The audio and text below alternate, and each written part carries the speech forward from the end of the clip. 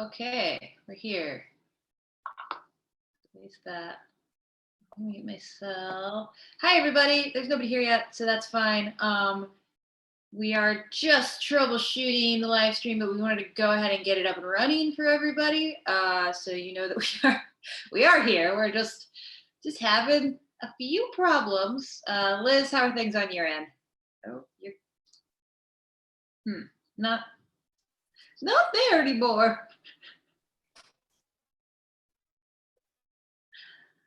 All right, give us a second, people. Still frozen to me. Oh wow, I got 10 people right away. That's cool. Hello, hi everybody.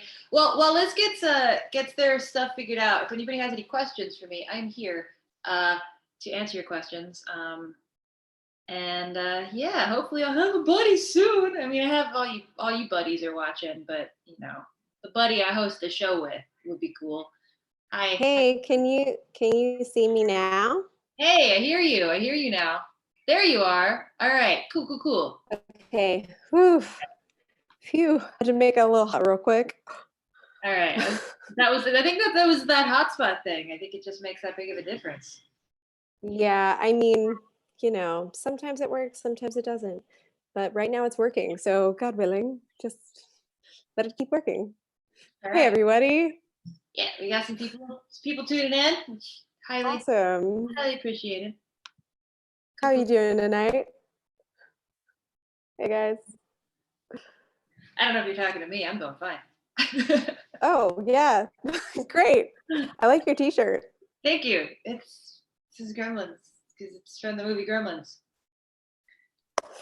I found a website that they basically just find like vintage horror movie tees and edit them down, like they cut them down to like fitted tank tops. So everything that I've been doing unprofessionally and messily to all of my like punk rock shirts and like horror movie shirts, I just do it, and you can just buy them that way. Oh damn! Is that what that is? Yeah, like I bought it this way. Nice. Yeah, I've cool. a couple of that. Yeah, there's one Vera's Eye Candy, I think is what it's called. I don't know. It's a little pricey, but you know, I am paying somebody. I realize now I'm paying somebody to take my sleeves away from me. And that's the choice. Right? Look, I got this shit back in the working days. All right, I got this PC pre-COVID. We had money to burn and sleeves to spare back then. All right. Oh my god. Yeah, I mean, it felt like everything you bought felt like an investment back then, right? Yeah. Yes. Well, it is a good hat, Liz.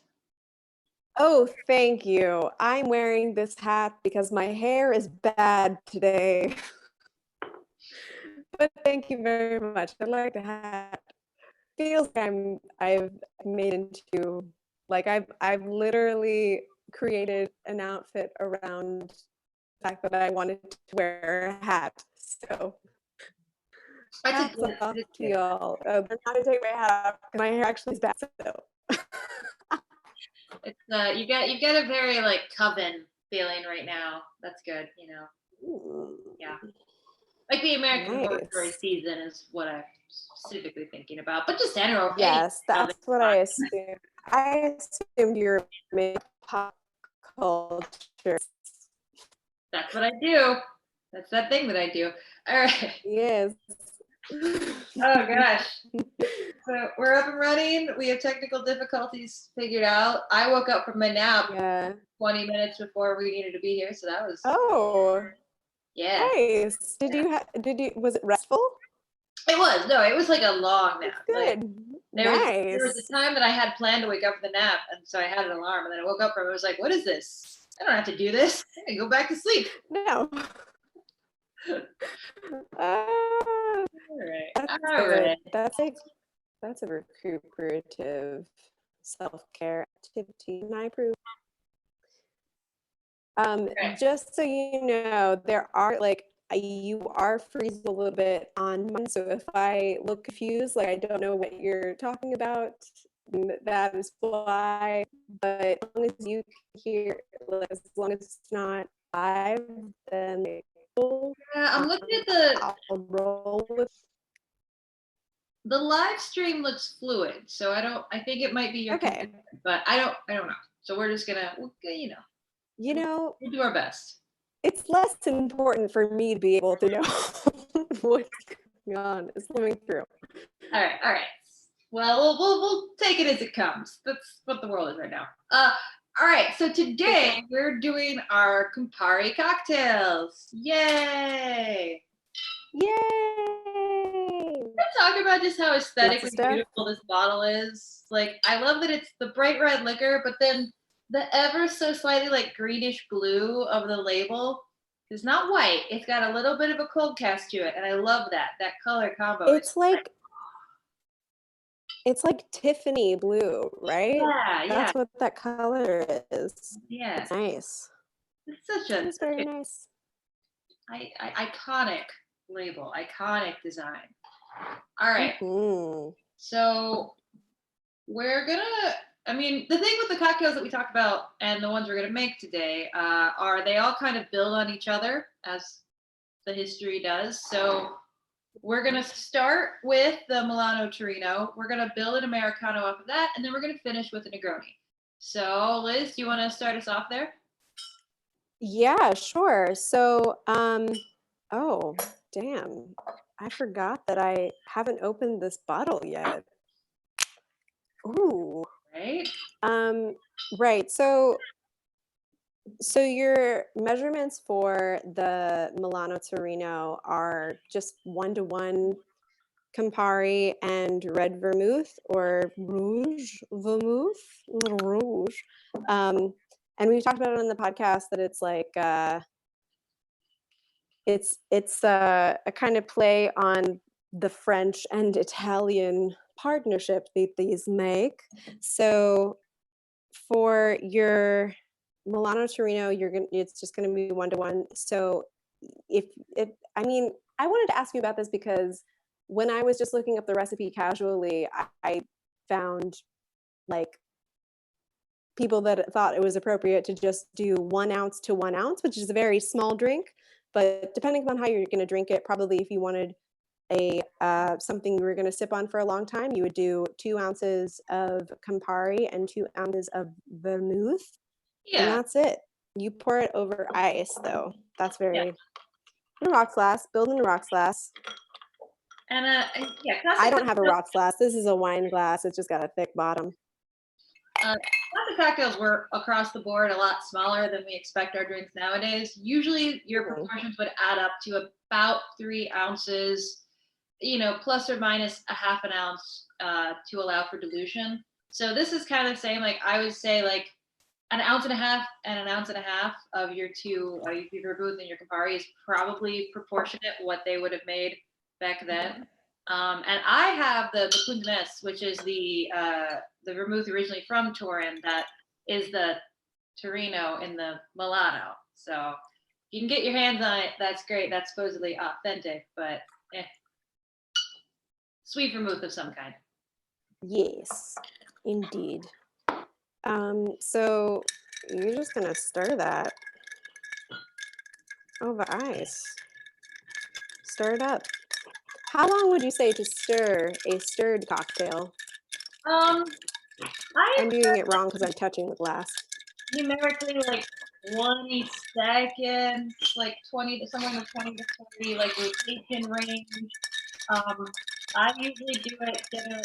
I just put my hand on the glass and stir it until it's cold. Assuming you're working in similar glassware, but yeah, like it's about 20 to 30 rotations is generally what it takes. That can be obviously influenced by the amount of liquid you're doing, the kind of glass you're using, and the amount of ice.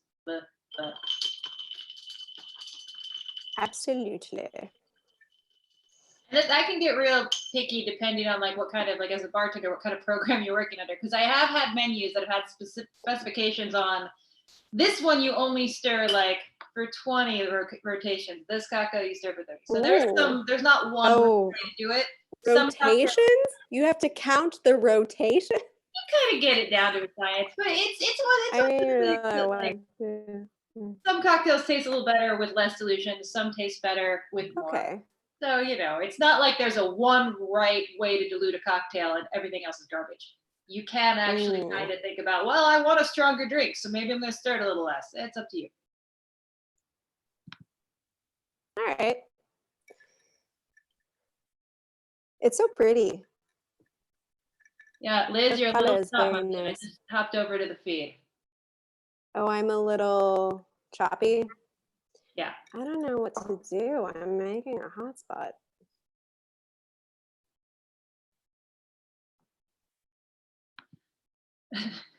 Well, I don't know. Let's try the drink.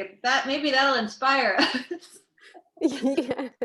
So traditional garnish for one of these is an orange slice. I only have a big old grapefruit in my house right now and lemon, so I decided to go with the grapefruit. Hey. Yeah, use what you got. I mean, I only had lime, so I decided not to. That is nice. I think in terms of what we drink nowadays as a cocktail, I think that this would be. I don't want to say it's a hard sell because it's not bad. I really like it, but I drink straight vermouth. I drink straight campari, but it's very assertive. It's very bitter. It's very sweet. It's very like herbal. So it's just got like a lot of flavor right up front. Yeah, she's not that popular, I'd say. She wouldn't be that popular, but she's got pizzazz. I don't know if I feel like you'd have to be really familiar with these spirits and already know what you enjoy. I mean, not of course we know what we enjoy, but like be into this kind of cocktail. Yeah. And I like it. I mean, I've been drinking just like Campari and soda for the last week. So Well, it's is funny. this still like I mean, sorry. Oh, go ahead. Oh, the delay. I was gonna ask, I mean, no, it looks like a lot of booze in a cup, but it's like very potent. It's not. It's still a low ABV cocktail, right? Yeah. They're both. I mean, it's a standard vermouths aren't going to top 20%, right? Yeah, this is 16%. Campari is 20, I believe. 24%. Yeah. So it's lower alcohol than any cocktail you would usually get at a bar. I do also feel like this is one that I get how this evolved into the variations that we're going to talk about next, because when we first were researching this, I tried one of these and I'm like, oh, I don't really like that. And then I kind of let it sit and dilute a little bit more than I usually would. And I think this is one, per our previous conversation, that really opens up when it's like a little bit higher dilution. So, I don't know. Yeah, absolutely. Speaking of higher dilution, all right. Technically, if you had this in a big glass, you'd only have to add one more thing. Right. Yeah. So Liz is referencing the Americano, which is the next graduation of this. If you're gonna make one just on its own, the proportion of Campari to vermouth is like it's that same 1-to-1, but usually like 1 ounce and 1 ounce, and then you top with soda. Mm-hmm. But same deal. Like if you got a big glass, do 2 ounce to 2 ounce. The proportions matter more than the actual pours. Indeed. I didn't bring another glass over here, so I'm just gonna, since I medium-sized glass, I'm just going to top this off a little bit. Go for it. Some soda.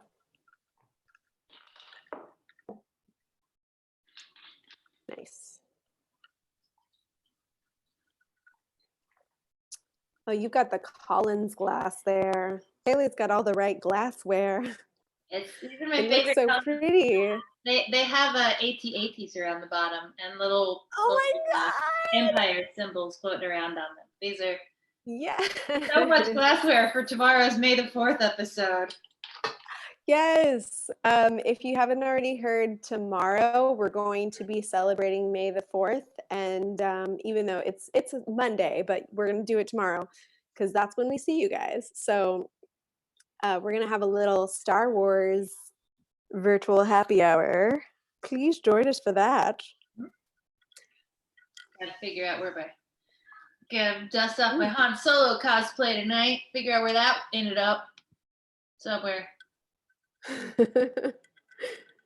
I Yeah. like I again with the dilution, I like where the direction that the Americano goes in incorporating the Campari and the vermouth. Mhm. It's very nice. Yeah, it cuts the sweetness a lot, which is nice. So if you find the Milano Torino Yeah. sweet, this is very refreshing. It's very bracing. I feel like this. I know when we talked about Hemingway, we were talking about him drinking vermouth drinks on his boat. This is what I want in a hot weather. Like it's not sweet, it's not going to be cloying. It's just really crisp and refreshing. Like this is another Taylor style boat drink. Let's be on a boat in our minds. I am always on a boat in my mind. I'm an Sometimes it's a island very mind. troubled boat. Sometimes it's a boat that has spotted the albatross, but Oh a boat. no.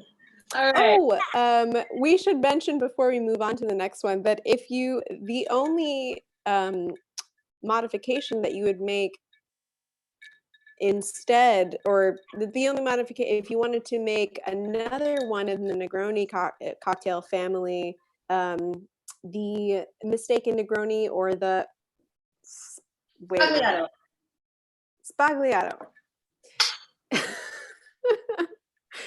It just escaped me in that moment. But all you would need is to sub prosecco for that soda. Have a little bubbly, extra boozy business on your boat. That sounds nice. I wish I had some prosecco. Yeah. Where is you know what? How is for? I bought prosecco back when I was doing my outings for groceries, and then I drank it all before we got to this episode. So, But oops. that's what you do with prosecco, though. You wouldn't open a bottle of prosecco and not finish it. Well, what happened was my beautiful sweet mother sent me some lilac tea for Easter, and Oh, me being me, I'm like, that's great. I'm gonna put it in a cocktail because that's what I do. yes, So I of wanted to course. infuse some lilac into. I tried it in some gin and in some pisco, and then I wanted to make like a 75 with it to make like a really nice brunch cocktail.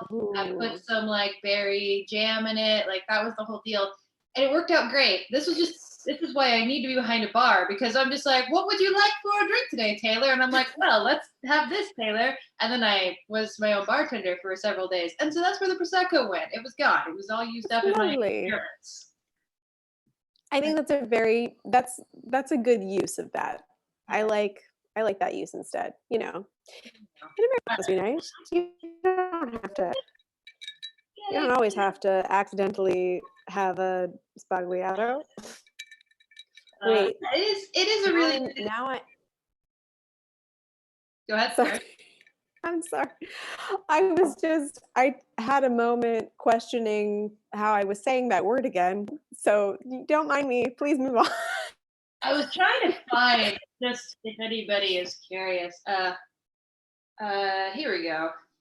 I bought this book. I love having all my knowledge Ooh. around me.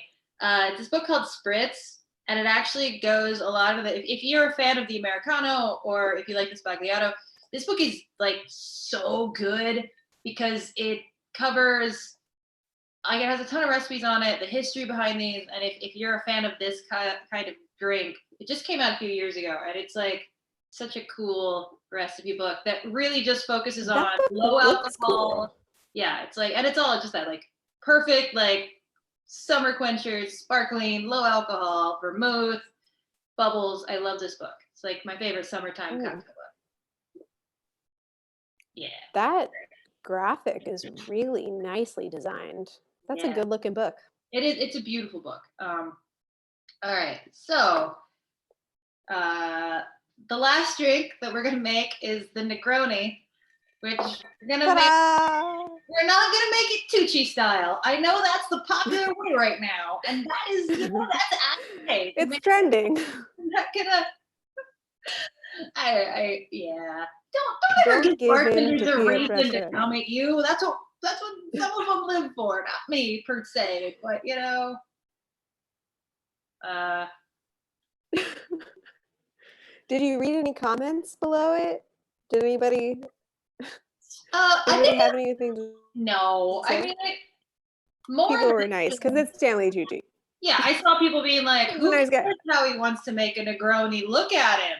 And I kind of like, look, it was a very pleasant, relaxing experience, and I personally, even as a bartender, was a little bit appreciative of like I can think about my work, and even the thing that I'm stressing out about in the moment is like, no, you beautiful human, don't shake it.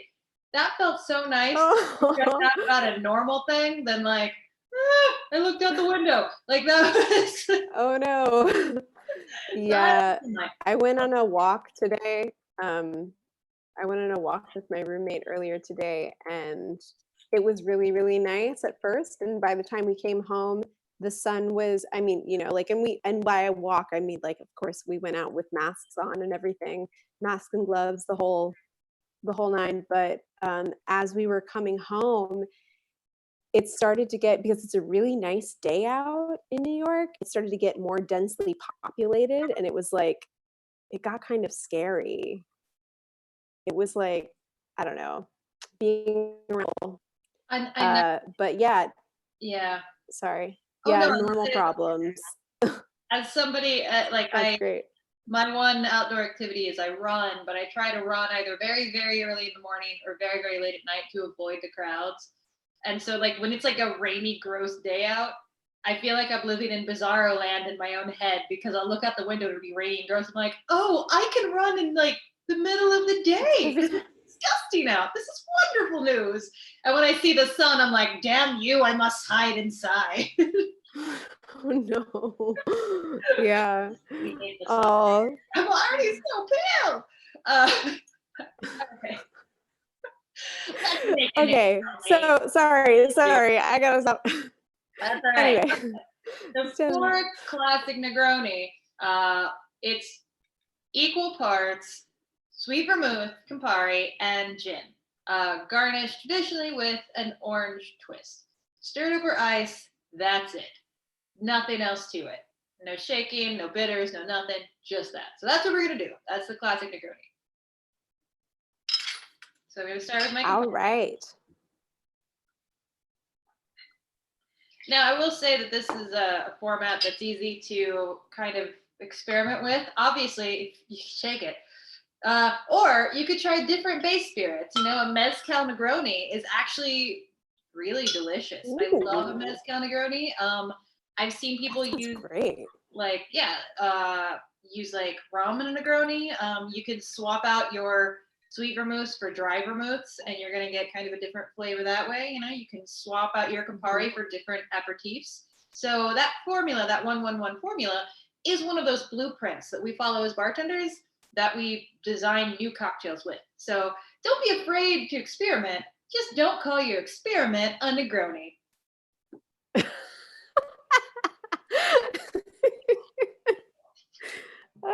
You could literally call it anything else. Yeah, I mean, just call it, like a pass. I'm not mad. I'm just calling it a Tucci Negroni. Like that's what he made. And God bless him. God bless. It's a Tucci Negroni, yeah. Most bartenders God have bless like, him. yeah.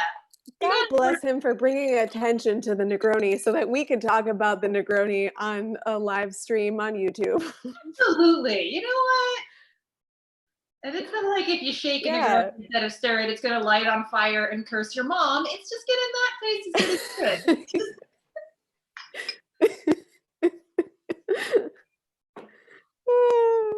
I'm using the last of my Roku gin, which is a gin from Centauri. So it's a cool Japanese gin that I really like. I Really love that citrusy. gin. Yeah, this is a good gin. It's actually usually priced pretty well. I tend to find it in like the $30 range, which for like a nice artisanal gin, that's good.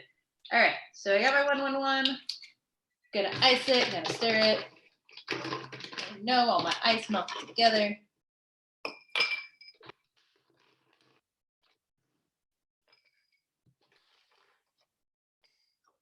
Oh, my ice just melted. It's okay. I knew that.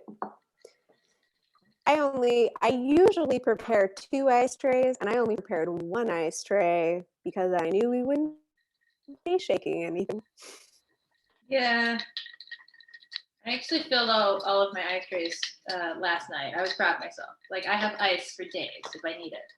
Oh, very nice. Nice. Are you still using the pumpkin ice trays and keeping the spirit of Halloween in your heart? I actually have not been filling those up. You know what? I should fill those up just as a the backup. You never know when you need little pumpkin cubes. You never know. I have permanently made this my ice bucket. I am always The cauldron. always pulling my ice Yes. cauldron. All right, so there is our Negroni. Equal parts sweet vermouth, Campari, and Ooh, gin, stirred over ice, garnished with an orange twist. That's it. That's the drink. it's beautiful. Um, and it's I don't know. There's something about like if you had the Milano Torino and you thought, well, this is a little too sweet. It's a little too like in your face. The gin, especially if you have like a good a good gin, a gin that errs on the side of citrus, I think is really nice in the Negroni specifically. It just kind of just cuts through that sweetness really nicely. Like a citrusy gin or a vegetal gin, I think work really Ooh, beautifully in Negroni. But any gin will do. And there's nice. yeah, there you go. There's actually there was some joke, and I don't know how these things exactly started. There was some joke in the bar world about finger stirring in a Negroni. If you didn't have a spoon, you would just so somehow this led to I mean, I have done that for my own drink. well, this led to Cocktail Kingdom producing a spoon that had like a finger, like a fake finger on the end of it that you could buy to stir your drinks. So it's See, out I there in think the world. we don't have. I thought that the finger was a substitute for the spoon. So, like, if you didn't have a spoon, you would. But like, if you wouldn't do that for somebody, I mean, unless like if wait, so Well, it's just like a little plastic finger. It's like looks like a finger, but it's just on the end of the spoon. So you but can if finger you stick had a your drink. spoon, why wouldn't if you've got all your spoons, Because why humor, wouldn't you use because people like to laugh. I don't know. I want a finger spoon, okay? That I sounds shall like not contribute my monies to this triflery. that's the only stuff I I like. have a finger. I have a finger spoon. It's right here. It's only for me. You could It's just, for I don't, you know myself. what? I have one. If I need one, I have it. I have 10 of them. It does work. I would do it only for your own drink, especially in the age of Corona. Don't finger stir anybody else's drink, but for sure finger stir your own, or don't. I don't know your life. Does it do something different? Does No, it have to do with the oils in your skin? no. It was totally just a joke that somehow got made into a high-end product. Like I don't know, Okay. but you have Okay. the right kind of friends. Somehow you end up with your finger on a spoon for mass production. Oh, that's a lovely story. All right, I'm gonna look at some of our comments to see if there's anything that anybody has asked. Now is the time. If you would like to ask us anything about Campari, about the Negroni, about the Americano, whatever you got. Oh, somebody asked the name of the book again. It's Spritz. It's by gonna butcher the name. Leslie Perso and Talia Baiocchi. I'm gonna just hold it up to the camera again so you can see it. It's by 10 Speed Press. Yeah. You go to crownpublishing.com, 10speed.com. Don't cross the picket line and go to Amazon right now, though. Don't. All Don't right. do it. So now Google Assistant is Oh. now defaulting to shaking when you ask for instructions. That makes me sad. Yeah, that's no, I mean, damn, what a way to influence culture. I think that'll be short-lived. I mean, someone's got to write the piece on the Negroni. Some bar journalist or bar enthusiast who's willing to write it has got to write about it and tell everybody. And that's how news spreads. A new article has to come out. Yeah.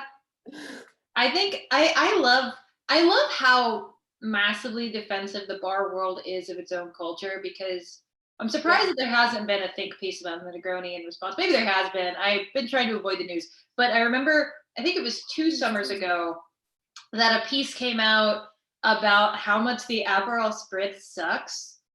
And I am like, it's like the whole bar world went, what? Immediately there was like all of this counterpoint and like protests and people mad and like bartenders were mad. My bar in particular, we started because they compared it to a Capri Sun, like saying it was like a juice box, like it was like an adult, like child drink. And so what I did, how dare they? I don't want to like engage in like meanness, but I did immediately start putting, because we already had these little like Capri Sun pouches that we would make for like beverages in the garden. So we started putting Aperol spritzes in the Capri Sun pouch. It was like, okay, cool. We've got adult fun packs now. But there was that's like awesome. That's what they do for that's what they do for block parties in Brooklyn and Carnival. Yeah. They're big pouches like that. I don't love them because they're plastic, but you can sanitize them. So that was kind of my agreement, because my boss you can reuse them. It was like, as long as we can reuse them so that we're not just adding more plastic into the atmosphere, then I'm down. And you can. They're pretty easy to wash. And the folks in Brooklyn do reuse them. Yeah. They wash them. You can wash them in the dishwasher. Yeah. I'm surprised that there's definitely, I feel like there's got to have been a piece written about it, but I don't know.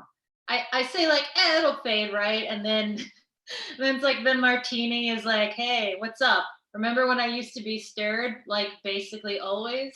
Remember that? Oh shit! Is this going to be the turning point for the Negroni? I hope. Oh, that's so not. sad. Some like future space cast is going to be. There's got to be some kind of resistance. 20 years in the future. I shake my spoon. All right. Yeah. So hopefully, Stanley Tucci's momentary influence will not be with us for too long. His artistic influence is great, but just Negroni specific. Yes. We do have a PO box, by the way. Oh yeah. Who just asked about it? We have a PO box. The number is. The number is 37461, Brooklyn, New York. 11237. That was from memory. Do you have it? Let me see. Am I right? Did I memorize it? You gave it to me on. Oh, you can't read it on the screen. Oh, you can. Neat Boothcast, PO Box 37461, Brooklyn, New York 11237-0461. That's our PO Box. And if you are a patron, then you know that or you will know soon, because we sent out some Patreon rewards this week. So look forward to that. Put them in the mailbox.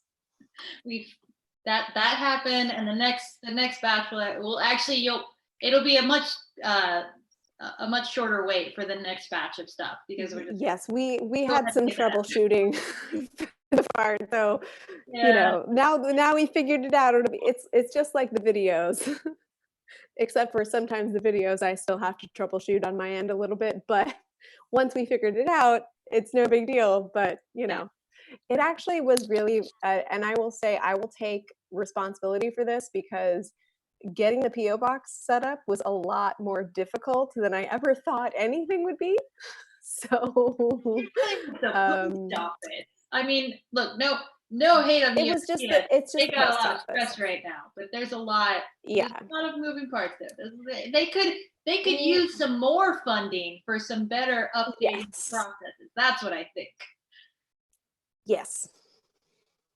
I like how you put it. I agree. They need That better is that is infrastructure exactly. and more support. And everybody, by the way, everybody support the post office. Everybody, you can do that by buying stamps or, just using the post office right now because they're in trouble. And to ship things in the US, not through the USPS, is really expensive and kind of like really like ridiculously expensive, especially for people who live in rural areas. So, we want to keep the post office from going away, even as much as it is a part of our lives that sometimes gives us a little bit of grief. We want to help them out. It's I not their fault. It's important to remember that working in the public sector because it's such a common thing that we all bitch about, like the post office, the DMV, like, oh, there are holes. Like, the reason that the service is bad is because these people aren't They paid don't have enough and enough. they're not given the proper infrastructure. It's not that this particular line of work happens to collect demons that want to prey on your sanity. It's just that it's not built to be very convenient or very easy. The workers are suffering too. So I think anytime you encounter a job that seems or a business, especially if it's a government funded business that operates really poorly, don't ever blame the workers. They're just there trying to, so everybody has to have a job. But it's usually Right. indicative of, hey, this government doesn't take care of this necessary uh, job very well. They need more funding. So help them out. Buy stamps. I So, bought that's some fan mail. 80 stamps yesterday.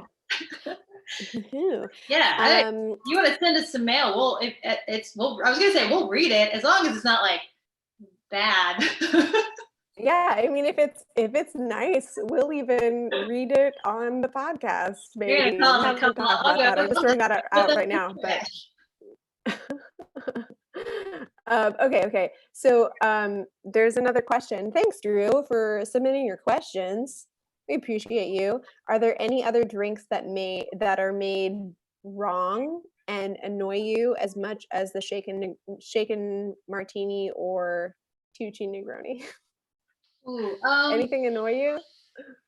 I think some cocktails get lost in what people think they are. One of those, I think a maligned cocktail name is the daiquiri. I think the daiquiri, people hear that and they assume it's going to be frozen and they assume it's going to be optional flavors.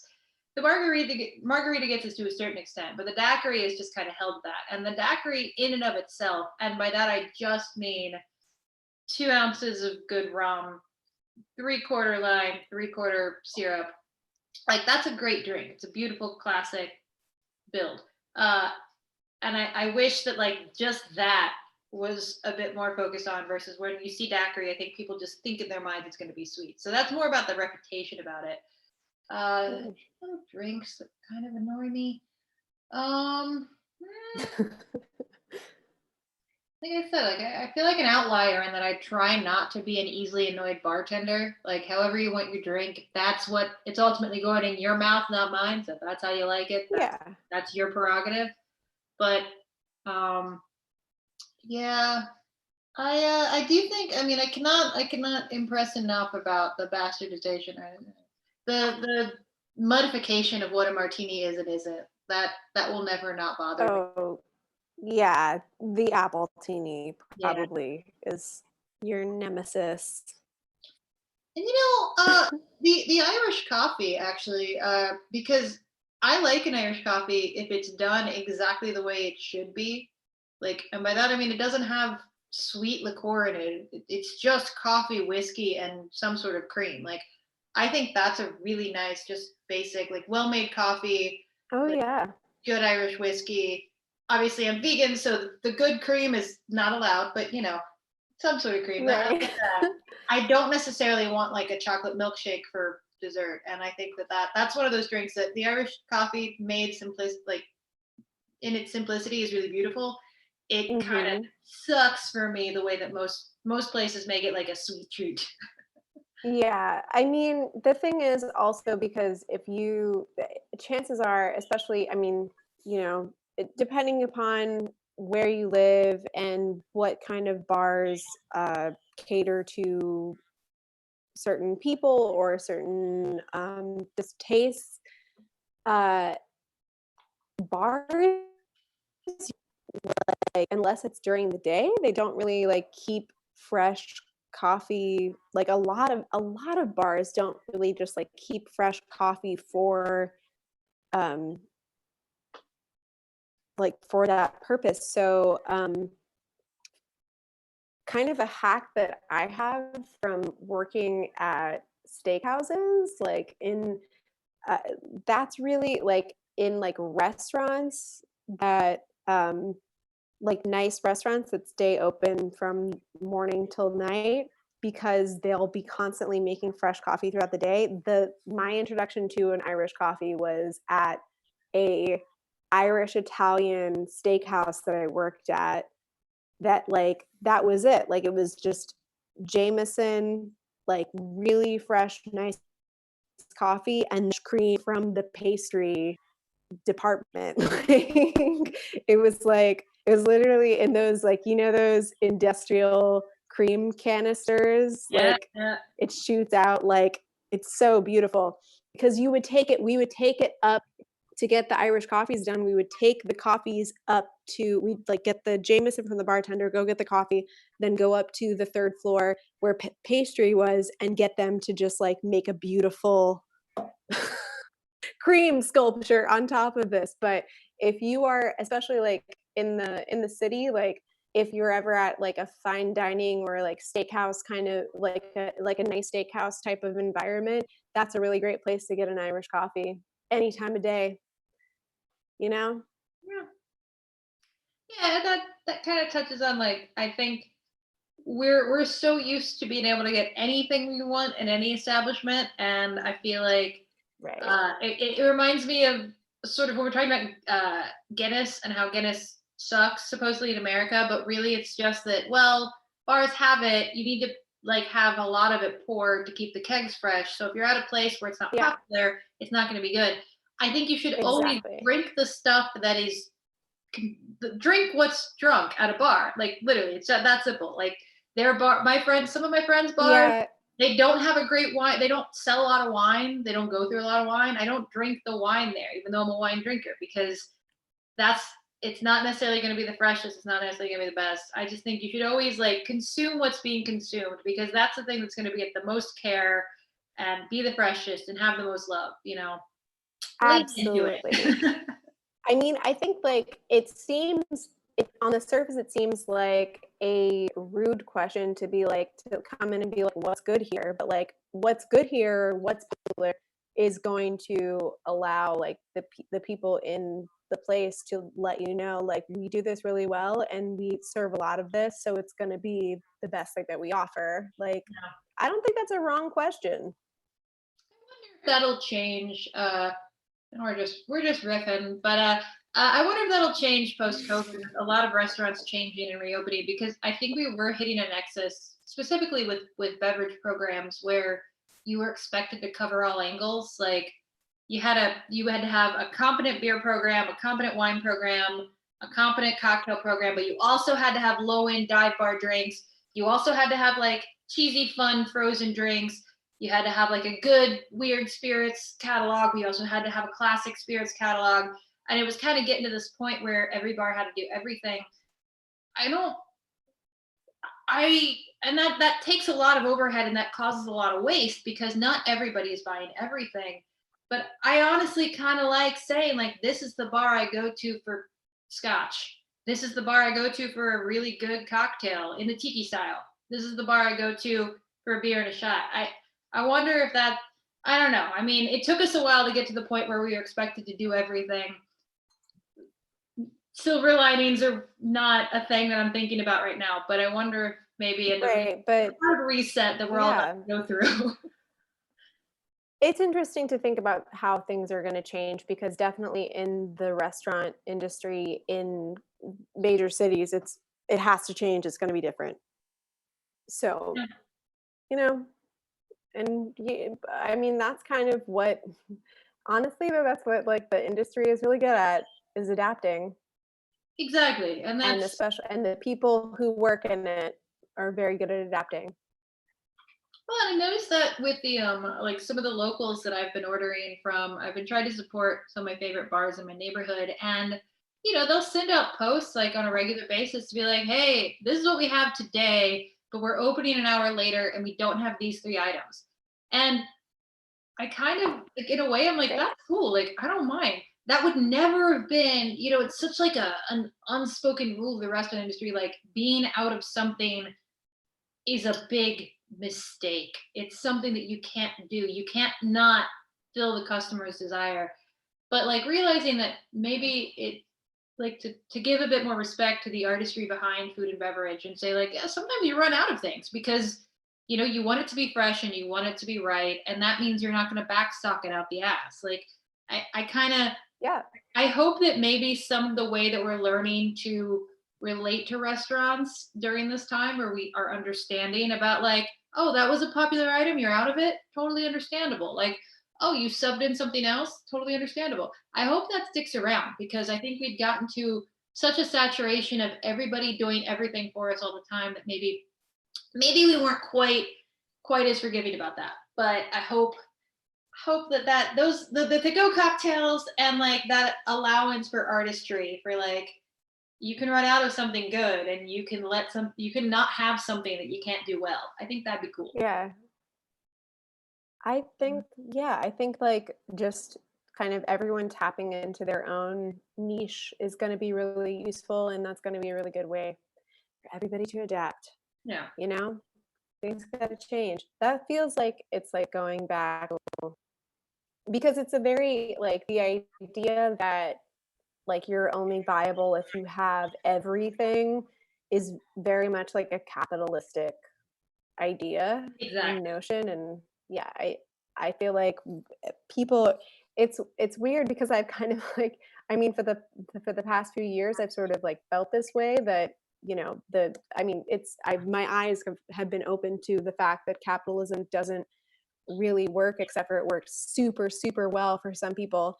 um but like us as a human community it doesn't work, and like the a niche focused market and our artisanal market would definitely work working better in this time. So yeah, let's look at some questions.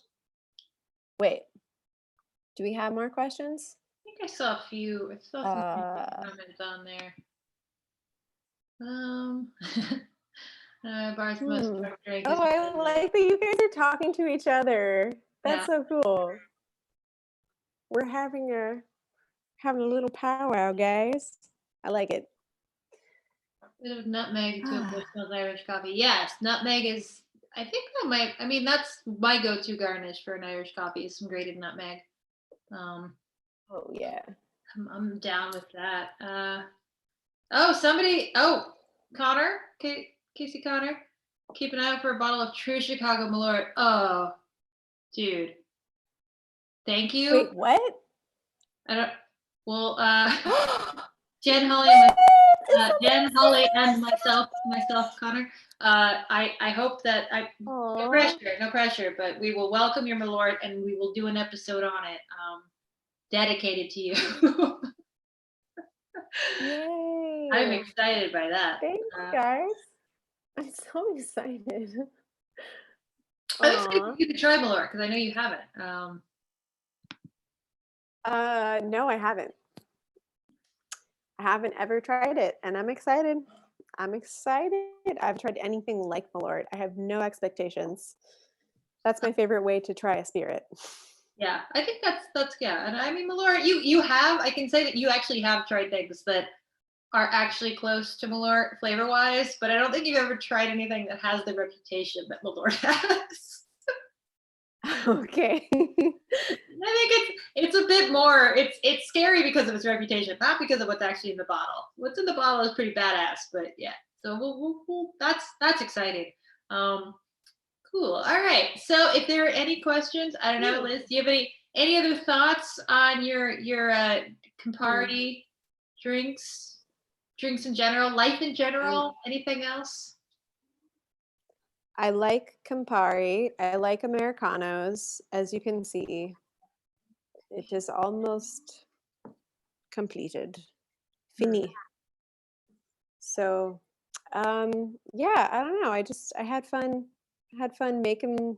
I like how, I don't think before we started looking into it for this episode, I didn't really think about Campari as such a versatile spirit before this. So, but I've been drinking a lot of Campari this week, and I like it.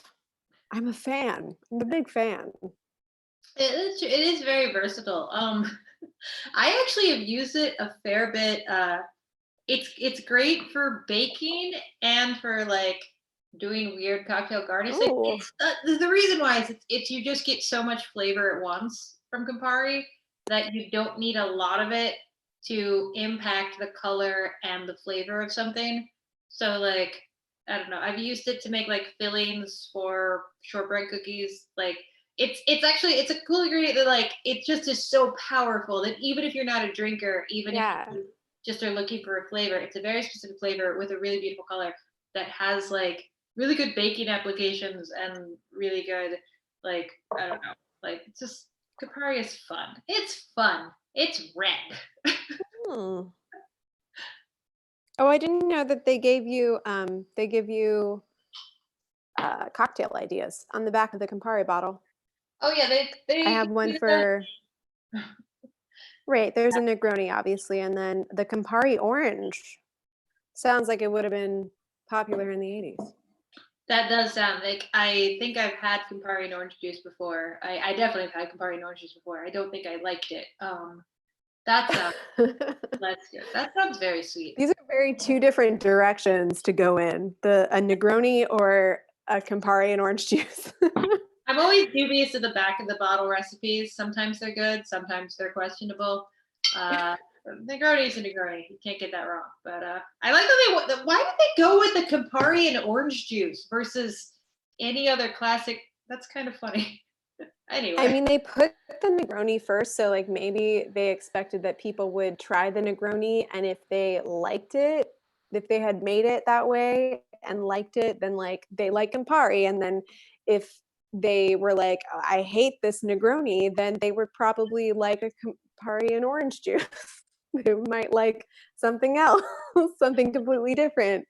I Because guess I that's feel fair. like if like orange juice and Campari, like you probably just wouldn't taste the Campari as much. Yeah. Like if you don't like a Negroni, then maybe you just don't like Campari. Is their answer? And like, but like you bought this bottle, so here's another idea for you to do.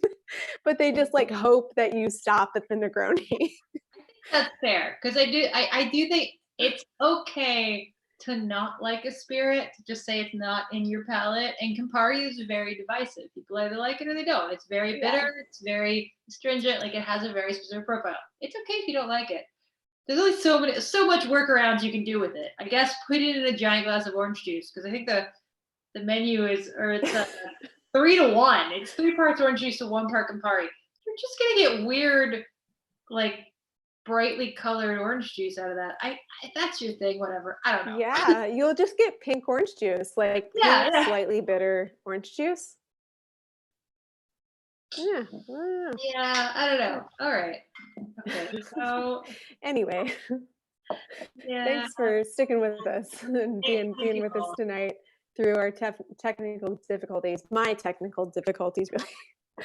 But yeah, this is fun. All right. Well, Oh, let's just checking the chat just to make sure that we didn't miss any oh, questions. I think you see anything that I'm not seeing. Hello? yeah. Can you hear me? Yes, I can. Uh, Yes, yes, yes. Um, yes, we have a PO box. how many tries of a liquor do you do before you say if you like or hate it?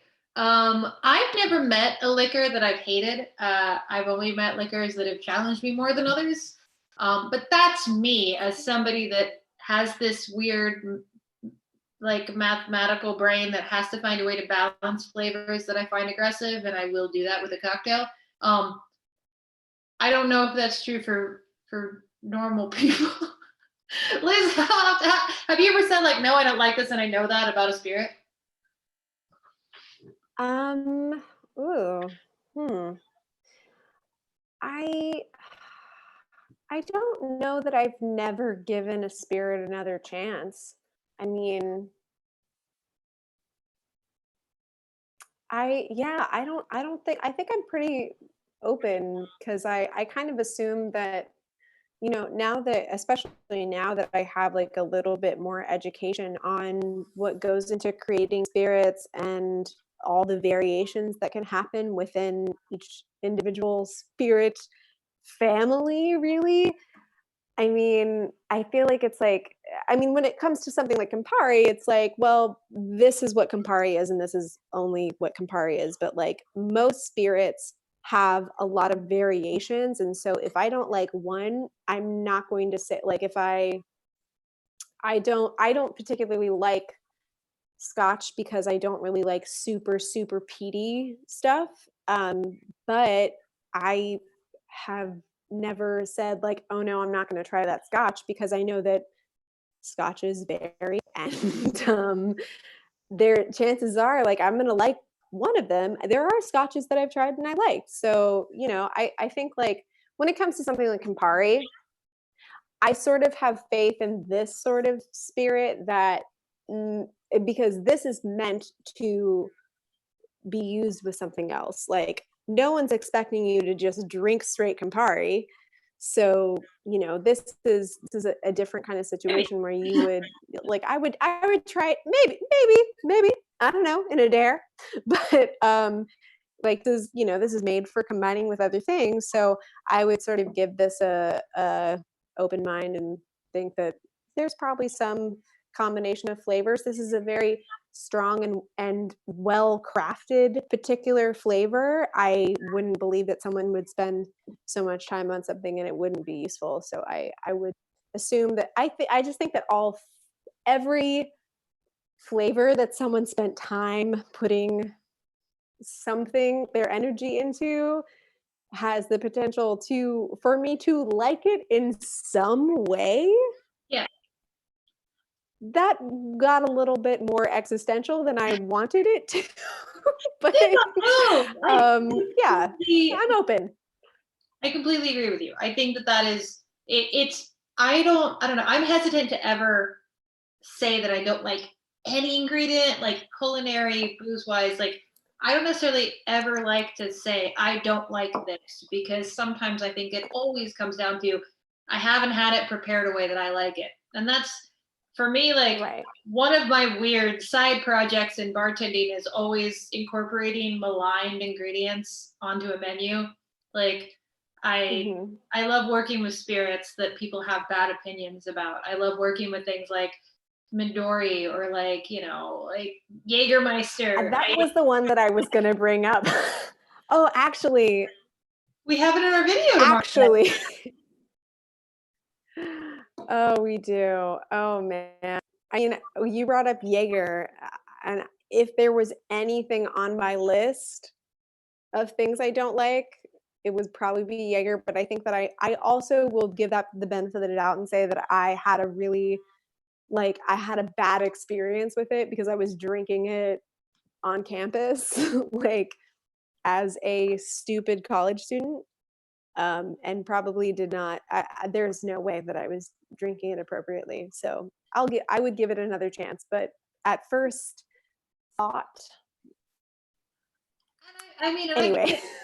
it. If you've ever had Jägermeister hot at like room temperature Jägermeister, like in a shot, it is what it is. But uh compare like a room temperature shot of Jägermeister to like a room temperature shot of Fernet, and Fernet is like held up as like, oh, it's the bartender's handshake, but Jägermeister is for losers. Like they're kind of very similar.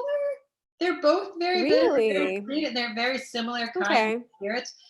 Jägermeister isn't All Amaro. right. It's a German Amaro. It's not, but it's made exactly in that same way.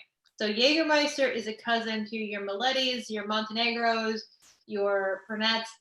That's what Jägermeister is. And if you use it in those capacities, if you use Jägermeister in like an old pal or in like um like if you use it with other spirits, like mix it in the place that you would like a bitter digestive, it works really well. It's just that the reputation it has is like this, oh, it's garbage. And I think that always fascinates me, how spirits just get certain reputations, and at the like if you trace the roots back, it's just somebody making something, like you said, like putting on, like Yeah. fermentation is hard. Fermentation is a lot of science, there's a lot of effort that goes into it. A lot of these spirits, like they date back to time periods where it's like to get this knowledge was kind of hard. So, you know, it's hard to like kind of write something off as garbage when it's no, maybe you're just not Yeah. using it right. Maybe you didn't learn it like Yeah. the way that you could, how versatile it could be. So before I write any spirit off, and even like the most garbage spirits, we were talking about Midori, bright green and fake melon flavor. Oh my God. I love it in small proportions in a cocktail. We're mixing with it tomorrow on Anything. our May Yes. 4th Anything. episode. And in small proportions, Oh, exactly the yes. same ingredients, it's just the same as like other there, and there are lots in the world, like for you to say like, oh well, if you can only use a little bit of it or else it's garbage, and that's bad, right? Like no. What about like creme de violette, like violet liqueur? We all recognize like, yeah, you have more than half an ounce of that and it tastes terrible. It tastes like you're drinking like perfume, but we respect it as an ingredient. So other things that are assertive that do the same thing, we don't respect. I don't know. It seems like a bit hypocritical to me. I think every spirit can be mixed with, it's like an escape room. If you find some are harder than others, Mm. but there's always a formula. There's always a way to get out and make a good drink. I think with almost any spirit on the market, even cheap stuff, even frat stuff, like stuff we think about from college.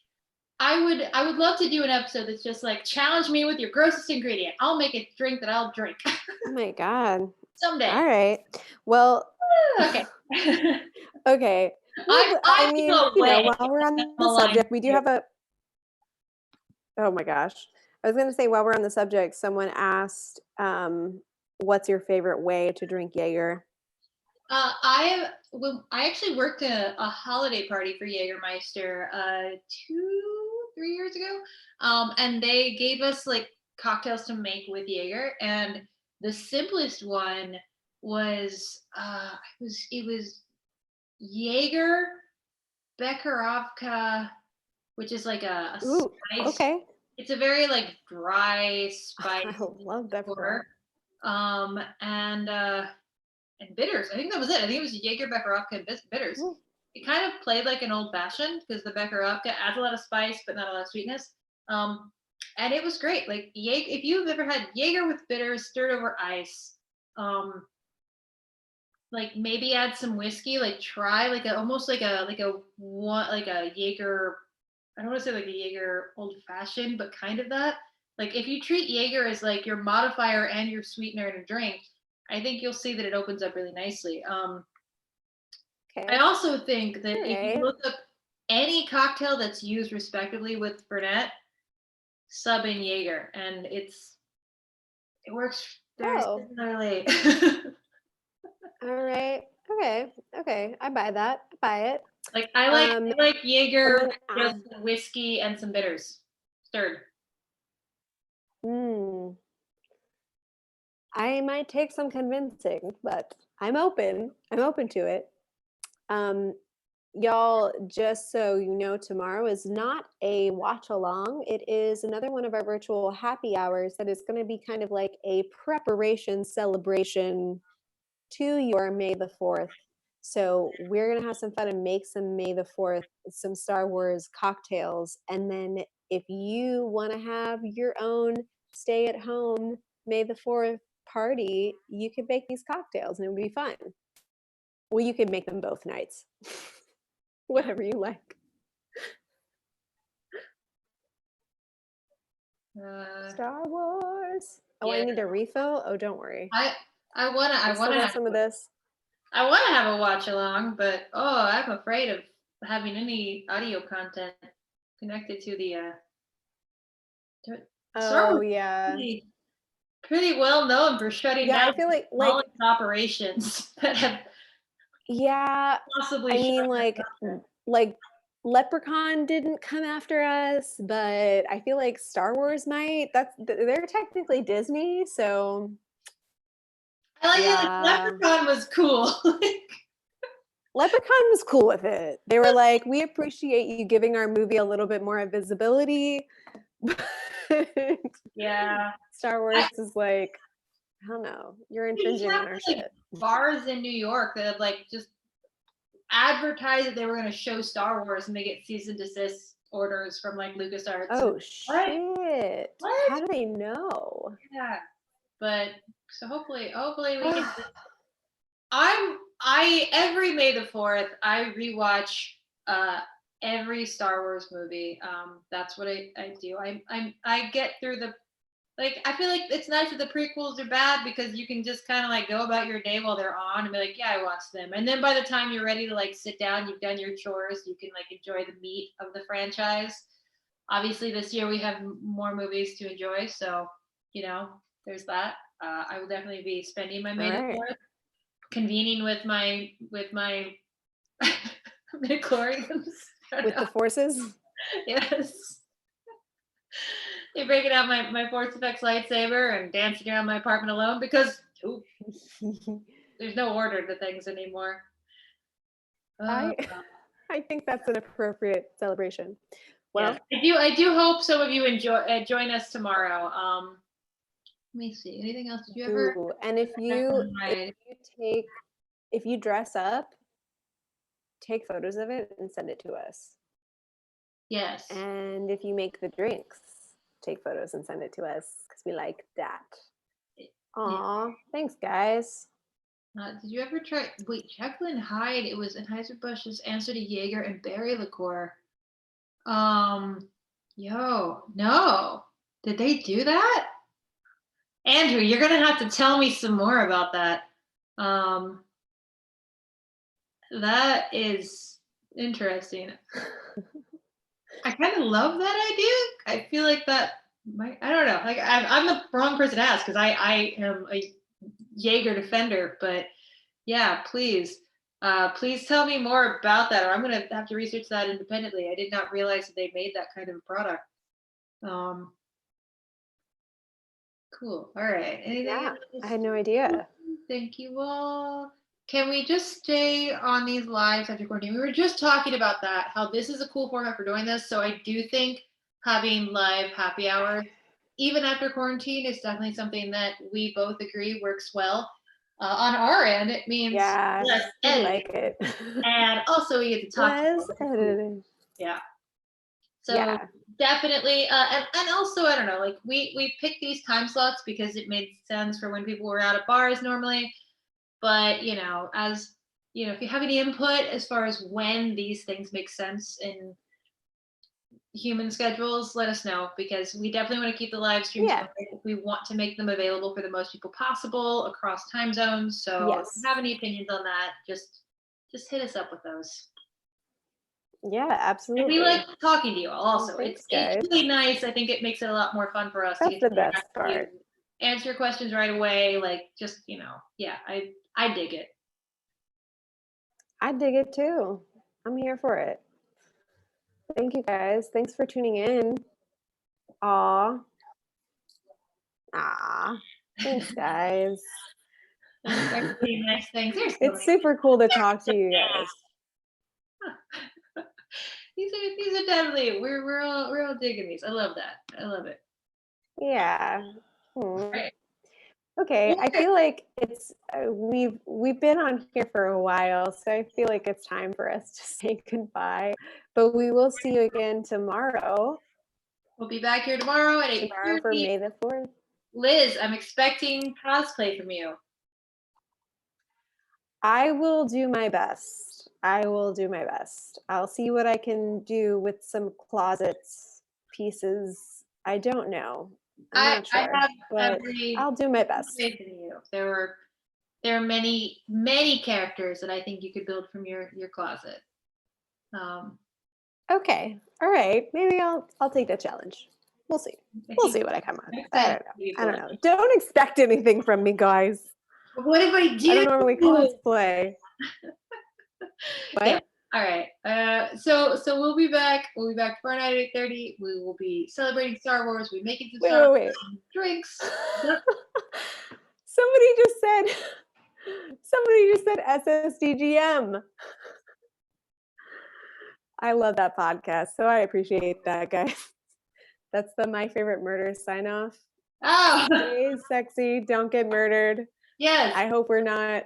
I hope they won't come after us for using their tagline just now. But that's not our tagline. Our tagline is something else. Our tagline is something else. Anyway. I don't know. No. Well, I said that because I don't say the first part of it. It's our names. That's mostly our tagline. It's all right. Yes. All right. Cool. We'll be back tomorrow night. Bring your Star Wars, whatever. If you just want to have a big old Star Wars nerd out fest in the comments, that's also cool. We will be having our opinions. Yes. I don't know who shot first. Was like just bring your Star Wars bullshit. I live. Bring it. So do it. Bring it. All right. We will we'll see you then. I've been Taylor Snow. And I've been Liz June. And this has been Neat. All right. Have a great night, guys. Stay safe. Mwah. Bye, guys.